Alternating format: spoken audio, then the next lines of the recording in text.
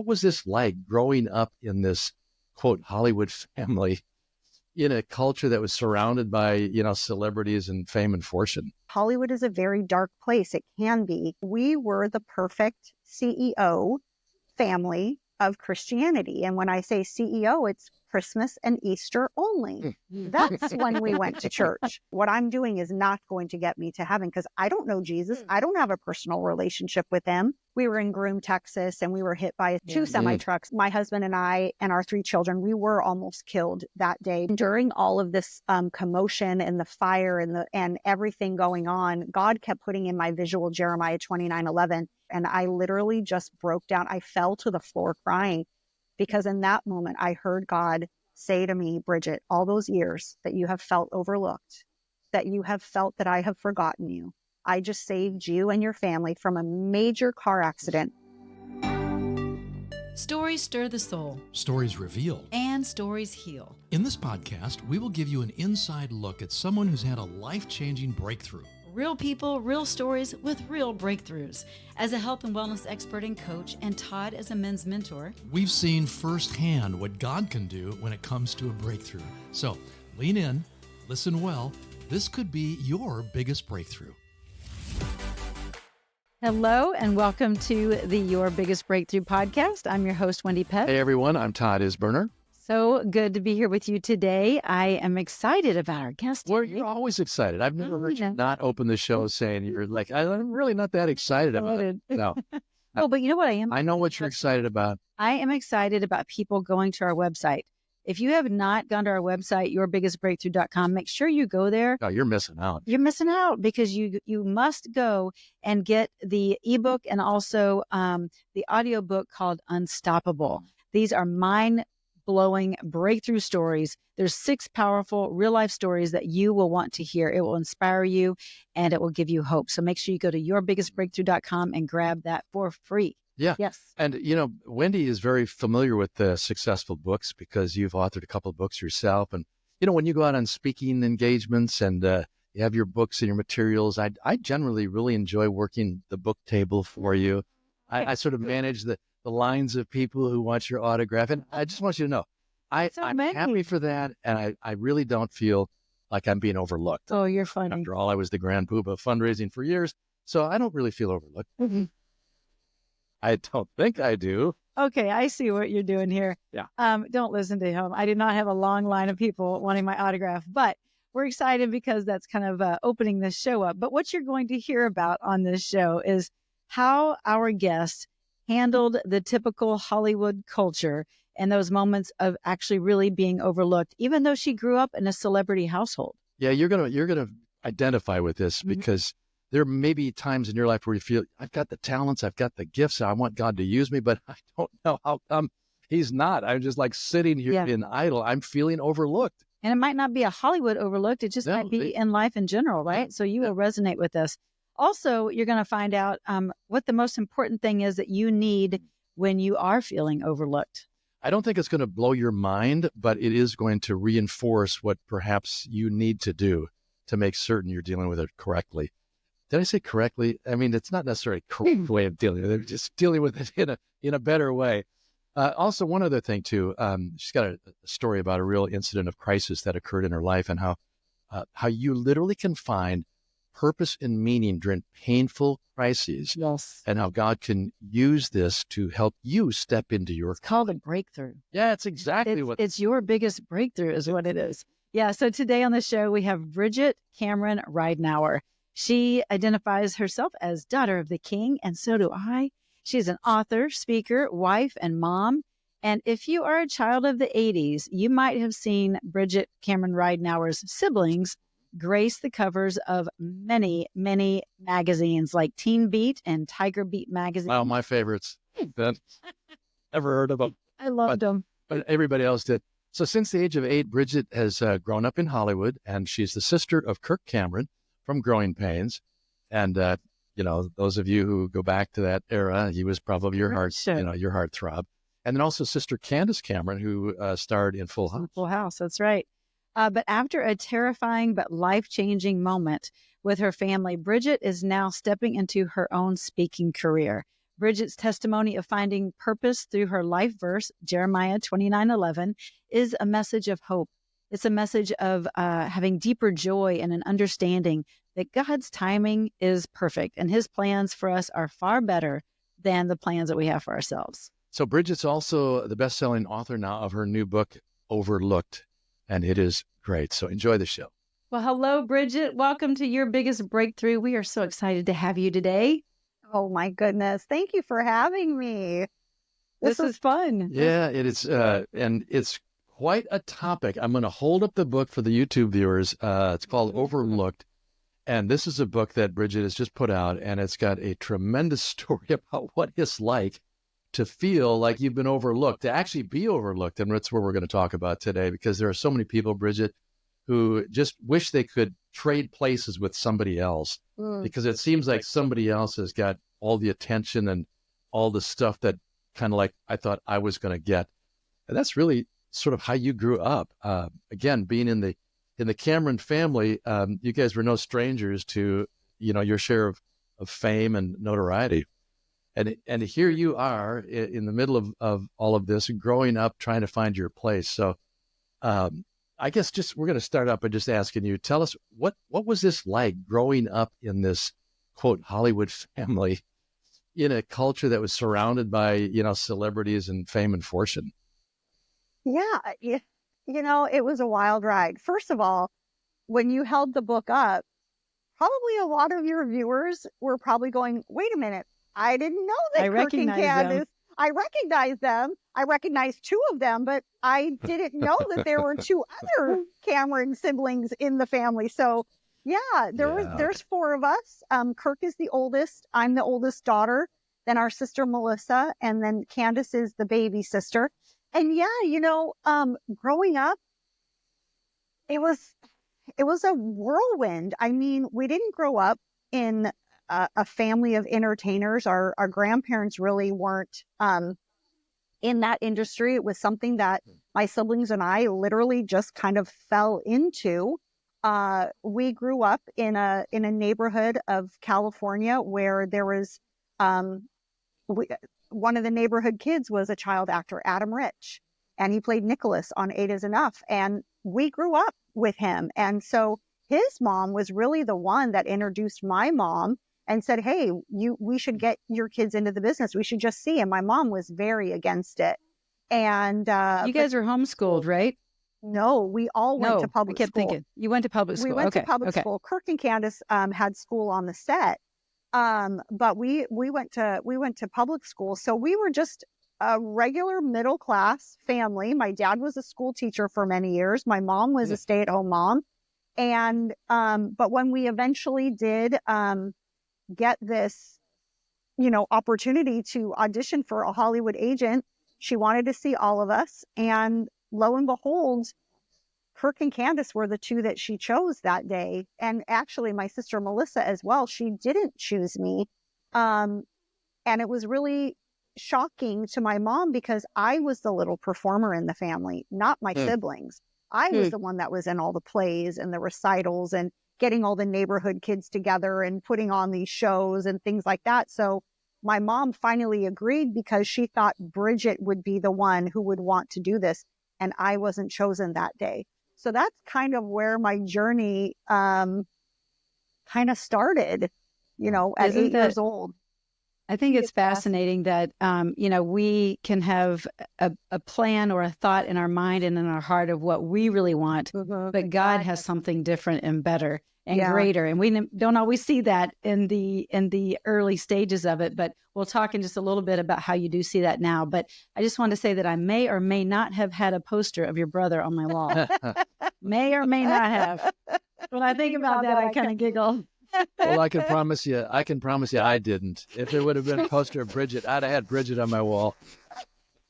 Oh my goodness. Bridgette, was your family following the Lord when you were growing up? Were you guys Christians, going to church? No, that's another thing that will surprise a lot of people is when they see Kirk and Candace now, or even, what our whole family is doing in ministry, they always say, oh, but they grew up that way. Like that was their upbringing. And that's like the total opposite. We were the perfect CEO family of Christianity. And when I say CEO, it's Christmas and Easter only. That's when we went to church. My dad was an atheist. His grandparents didn't, or I'm sorry, his parents, my grandparents, didn't want any kind of faith in their home. And that's how my dad grew up. And that's what he brought to our family. My mom knew Christ as a little girl. She did grow up with having that knowledge of it. But again, because my dad was not for it, it really wasn't brought up. We didn't grow up going to church and all of that. But, you know, God has a bigger and better plan. And how did that transpire then? Yeah. Yeah. Well, what happened in the family where you guys well, got? it started off where when Kirk and I were in high school, my parents separated, and my mom moved out. My brother was probably at the height of his career as Mike Seaver on Growing Pains. Candace was doing Full House, and you know, on the inside of our home, our family was just falling apart. And my mom moved out. But when my brother was dating a girl at the time, he went to church for the very first time. She asked him to come to church with her, and he said yes. And that day, the pastor spoke of the gospel and basically went through the commandments and said, if you were to die today, would you be going to heaven or hell? And you know, because Kirk was doing Growing Pains and all of these wonderful things that he was doing with charities and things of his own, he really sat there and thought, gosh, like none of these things that I'm doing now are going to get me there. If this pastor is what he's saying is truth, this is not going, what I'm doing is not going to get me to heaven because I don't know Jesus. I don't have a personal relationship with him. And that really hit Kirk because you can imagine being 17 years old, being a heartthrob and getting anything and everything you could ever want, but still having that hole and that emptiness of, is this all there is? Like, this doesn't make me happy. And so that day, when he left to come home, he pulled off the side of the road and he said, God, if you're real, I need you to show me. And he prayed the most real and raw prayer, basically just saying, I've never prayed before. I don't know who you are. I don't know anything, but I want to learn more. I want you to come into my heart. So he accepted Christ right off the 405 freeway in California. Beautiful. And it just kind of trickled down. You know, it was little seeds that Kirk was planting. And because Kirk and I are so close in age, I really respect, even to this day, I respect everything that he says, everything that he learns and talks about and things.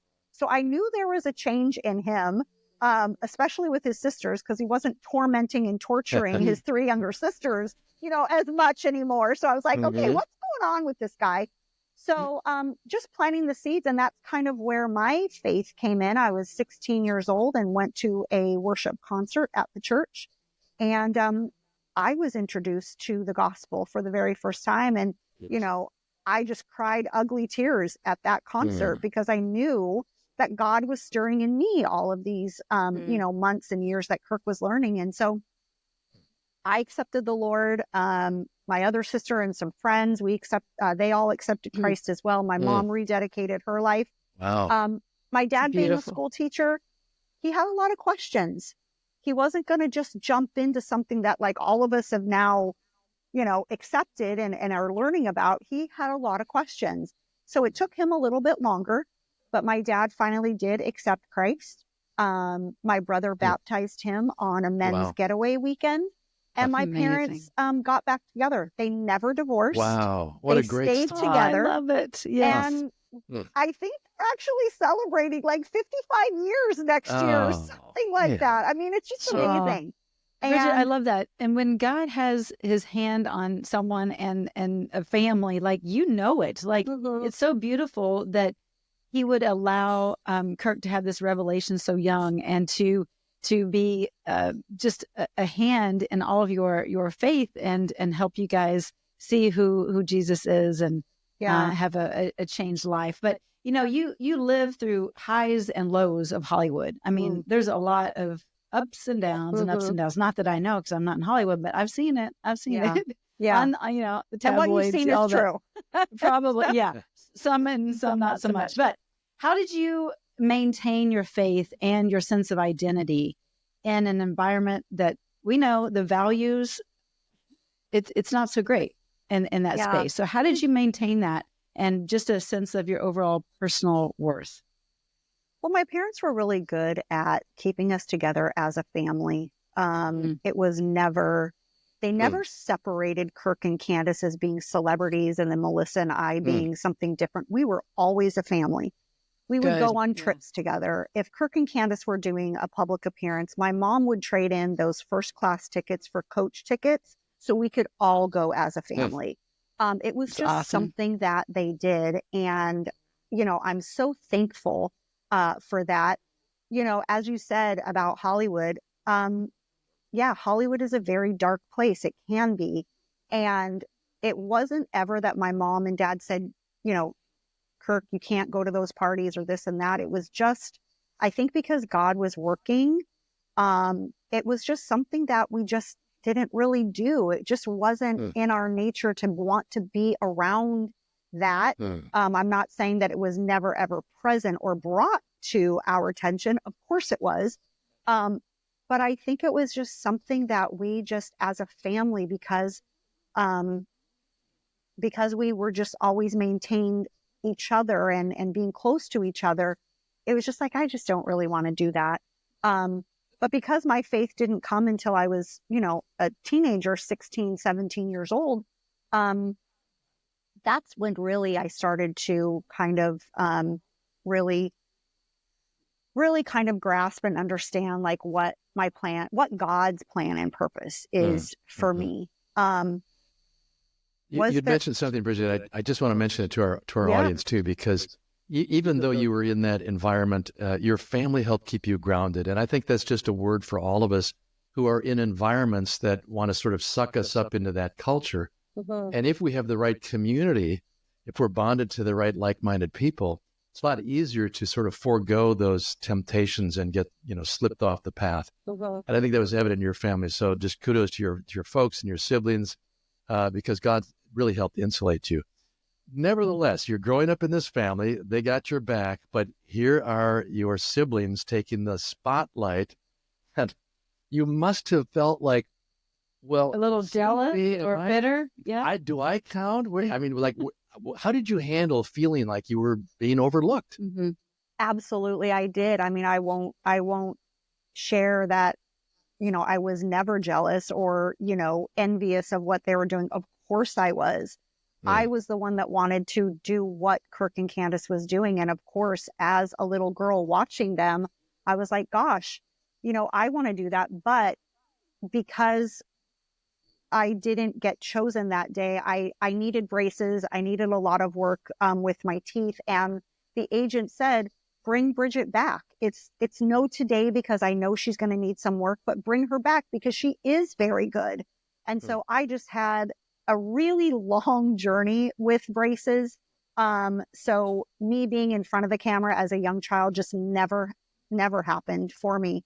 But again, I think it just goes back to my parents really keeping us grounded and as a family. I mean, my gosh, we sat around the TV together as a family and waited for, you know, a commercial to come on or, you know, a movie or something. And because I got to go with them to a set, I got to be on a set, I got to see what they were doing, I got to be in that environment.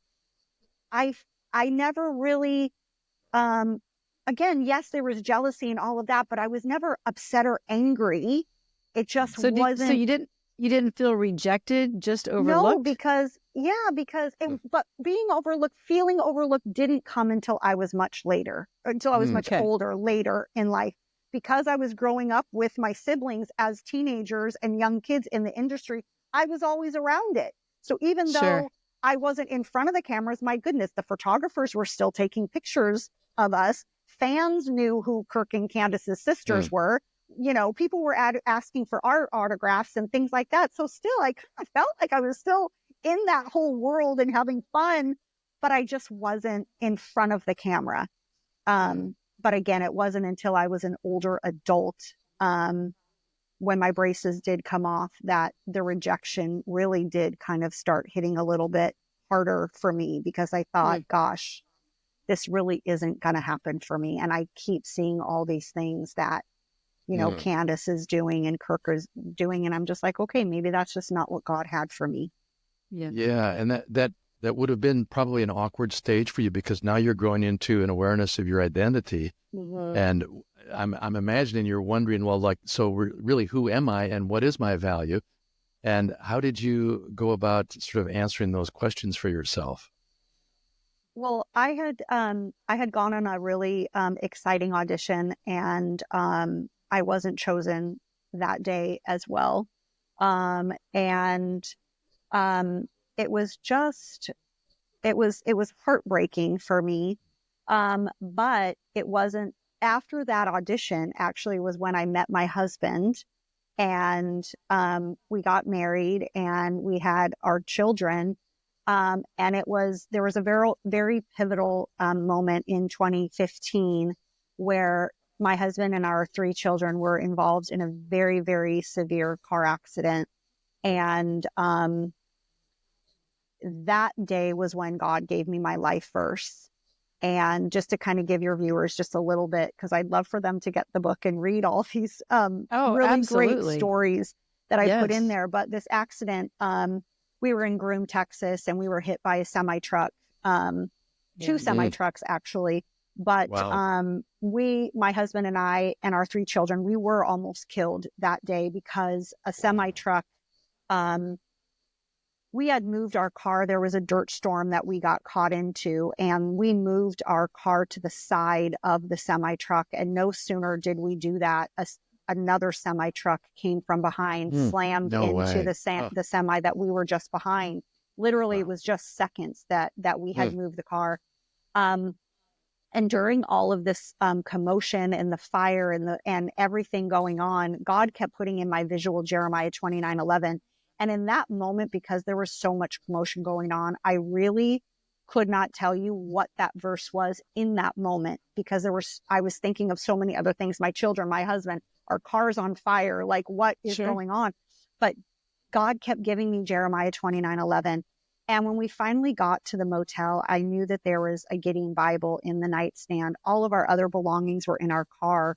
And so when I got there, I burst through the door, opened up the Bible, and I read Jeremiah 29:11 that says, "For I know the plans I have for you, says the Lord, not to harm you, but to prosper you, to give you hope and a future." And I literally just broke down. I fell to the floor crying, because in that moment, I heard God say to me, "Bridgette, all those years that you have felt overlooked, that you have felt that I have forgotten you, I just saved you and your family from a major car accident. And I have plans for you, Bridgette. I've never forgotten you, but you have to trust me that it's in my timing that I'm going to show you what I have for you." And I think it was in that moment that this weight was kind of lifted off of my shoulders, going, "Okay, God, I trust you. As hard as it's going to be for me to wait and trust you, I trust you that you do have plans, because you know my heart's desires. You know all the things that I wanted, or wished that I had. I trust you that you're going to show me." And so I just kind of had to surrender, at that moment. And his ways typically look a little bit different than our ways. So he does want the desire of our heart, right? But his ways with the desire of our heart just it's a different path. It's different. Yeah. And so sometimes it does take a crisis to help us find that clarity and purpose. I've had my own crisis. You have too. Like, a lot of us have crisis moments. Yeah. It's that pivotal moment where it's like, things become really clear, and God shakes loose who he really created you to be in the first place. And so what can our listeners really learn from your journey about finding their own path through tough times? Because everyone has tough times, but how can they find their own path through this crisis moment? I think just really trusting in the Lord. I mean, if you have a personal relationship with Christ, is trusting in him that he's going to show you what that path is. And you know what? Sometimes it's not the path that we want. Sometimes those doors are closed, and you're just kind of like, "Okay, Lord, like, I don't know why you closed that door," but just trusting in him that he knows what's best for you. He has a bigger and better plan. And, you know, Wendy, your story is different than mine. And Todd, your story is different than Wendy's and all that kind of stuff. God writes our own story. He writes a bigger and better story for each of us. And none of us are going to have the same story.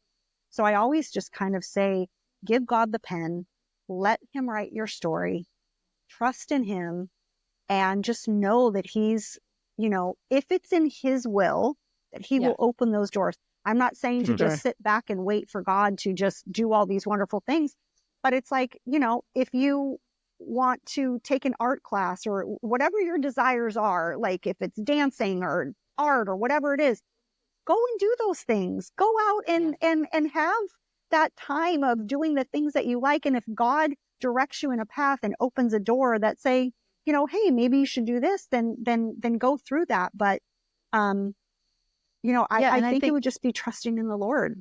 Yeah, no, it's as simple as that, and yet so difficult for so many, right? It's simple, just trust, just surrender, just trust. But you know, I was going to say also that God doesn't waste anything. Like anything that we've done in the past was not out of vain. Like it's preparing us for what He has for us for real. So thinking about the ways in which you used to entertain your neighborhood and your family, and you have all these gifts and talents. I mean, you're using them today. And just in a different way. Right. Yeah. And I would love to just share with your listeners, those that are, you know, stay-at-home moms that are raising their children. God put me in that season. And I went through a time where I thought, is this it? Like, is this where I'm going to be, is raising my kids, and I'm not going to be dancing. I'm not going to be doing all these things. But when I look back at that season, it's one of the most precious and most important seasons that I had with my children, that I would never, ever want to take back. So I've been there. I've been in the depths of diapers and formula and, you know, doing all those things. And I just, you know, I just hope that the women, the ladies that are in that season, maybe there's some even stay-at-home dads, that it's like, this is the most precious time that you will have with your children, and, you know, bringing them, raising them to know who the Lord is, to know who Jesus is, and getting them prepared to put them out in the world, and knowing who, you know, their identity in Christ and not the culture. 100%. It's so important. So don't look at this time, this season as, is this it? This is the most precious time to be in. And I am so grateful that God closed those doors for me. Because well, your message goes down deep because of your life experience and your faith and your trust. And I'm just thinking there are lots in our audience who, this is very relatable. It's like, I'm feeling overlooked. It's like, I don't get any credit for what I'm doing. Nobody's overlooked for promotion, overlooked for whatever. But by my neighbors, by my kids, by my boss, by my whatever. And it's a very real experience, and it's very tough to go through if you don't know what the truth is. So you compiled your story and sort of put these insights into your book, Overlooked, which I think is awesome. And there must be sort of, in your way of looking at it and your desire, what are you hoping people can get out of that book and your story? What message do you feel really needs to be driven home? How can they be encouraged?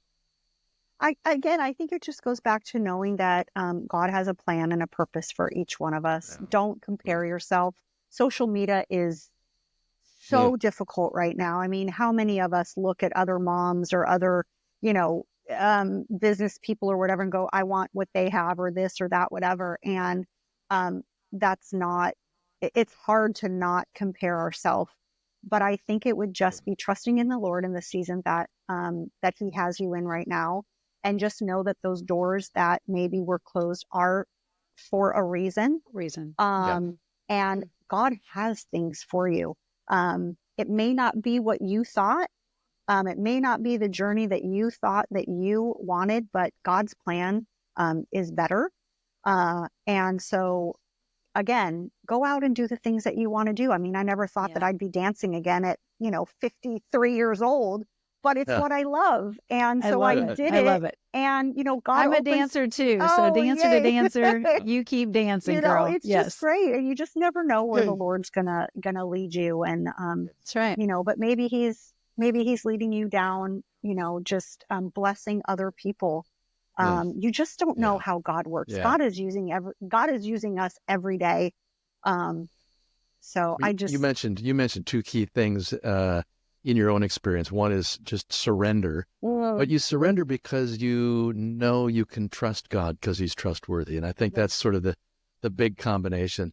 You also mentioned social media, and I'm just thinking, I think probably today, because of social media and all the comparisons that you're talking about, people are beginning to feel more and more overlooked because I'm not like so-and-so and I don't have what they have. And it becomes a very dangerous trap where we question our worth and our identity. I think too about the verse in Scripture, never think too highly of yourself than you ought, but instead consider others better than yourself. And we seem to be so obsessed with me having to look so good and important. I forget about others who are in the same place. Why not just lift them up? Yeah. So do you have some suggestions about how we can sort of get outside of our world and start entering into the world of others that we could actually lift up so they're not overlooked? Yeah, I think, again, just comparison is big. I mean, come on. I mean, I'm sure we all can agree that social media is not a real world. It's not a real place. So when you see all of these things that you might be wanting and longing for, you've got to realize that really nobody on social media is going to air out their dirty laundry or air out their problems. Well, a few people do. And you're like, oh, Few please people stop do, doing that. But for the most part, you see joy in people. So I would just say that those people do have, things that are going on in their life that they're, not sharing. So I would just say, get off social media, but I'm on social media. I would say just That's get rid hilarious. of it. Get rid of it. Get rid of it. Stop the insanity. I think it's very important, at least for me, to have self-care is super important. It's super important, and to shut down on social media, because, I have two siblings that are very well known, and I get people messaging me privately about things that they don't agree with what they're doing, and I just have to shut it off.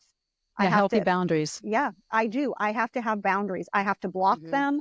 I have to not read it because it hurts me because they're my siblings. But that is such practical advice, Bridgette. I love you. He does not like social media at all. Kind of like, why torture yourself any more than you need to? Get off it once in a while. Yeah, I have to share something. A good friend of mine just got back from Italy with her family, and she said they were in this area, and it was absolutely gorgeous, and it was a perfect place to take a photo. She said they couldn't get past this area of steps to get to where they were headed because there were so many young girls waiting to take their photo. There was a line, and all their boyfriends and husbands, whatever, were kind of their photographers. And she's like, she was so disheartened to see just this, the social media, whatever, imposter kind of syndrome happening, that they felt the need that they need to have this gorgeous picture in this particular place in order to be known and not overlooked. Which is just heartbreaking, right? Yeah. Especially the young girls in between maybe age 14 to 21 kind of sucked into it. Yeah. And I mean, to be completely honest, if you look at statistics, of anxiety and, mental health and depression and suicide, it's really alarming, and I have an 18-year-old daughter. She's on social media and, she goes through those anxiety periods, and I just have to kind of reel her back in and talk with her and, read scripture and stuff, because they get caught up in all of this social media. And I didn't have social media growing up. I'm glad I didn't. I'm glad I got to be a kid. did. Yes. So it is hard, but I would say self-care is a huge thing. Get off social media, take a break, even if it's just for a couple of days or whatever, just to start, because you really need to kind of heal yourself of all that stuff that you're looking at that's just stealing the person and the That's the joy word. that you are. It's stealing That's it. Mm-hmm. Bridgette, some folks feel like they're being overlooked. They're not growing bitter about it, but they're getting antsy because they feel like, I know God has something more. And I have a sense that was sort of stirring inside of you. So what do you do when you know currently I'm overlooked, but I don't think it's always going to be that way? I know that God has something for me, but what do you do in the meantime? Getting God's word. One of the other verses that I love is Psalms 46:10, be still and know that I am God. So, things that are not from God are anxiety, fear, stress, all that's not from the Lord. So, waiting on the Lord is hard. And that's another topic that I talk about when I go and I speak. I am now talking about waiting on the Lord because it's hard. When did waiting become so annoying? We don't even wait for anything, right? We don't have to wait for anything. Like this. We can get it like this. Google, Alexa, Uber Eats, whatever, Ubers, like whatever you want. We don't have to wait. But what happened about waiting on the Lord? Yeah. And that is hard, but it's the best thing. And a wonderful author I read, a quote from her, Vinitha Randall Reisner. I hope I said her name properly, but she has this quote that says, wait is the most precious word that God can give us because it draws us closer to him rather than the outcome. Oh, and that's very good. That's so powerful. Yeah. Because that's it's so true. If you're waiting on the Lord, it's going to draw you closer to him. And the waiting isn't going to feel so stressful and anxious and all of those things that he doesn't give us. Well, because we have our eyes fixed on him and not the idolatry of the thing or the whatever we're trying to go after. Right. We have our eyes on and the Lord King. wants us to have that deep relationship with him. So draw close to the Lord in the waiting. Pray in the waiting. That's so important.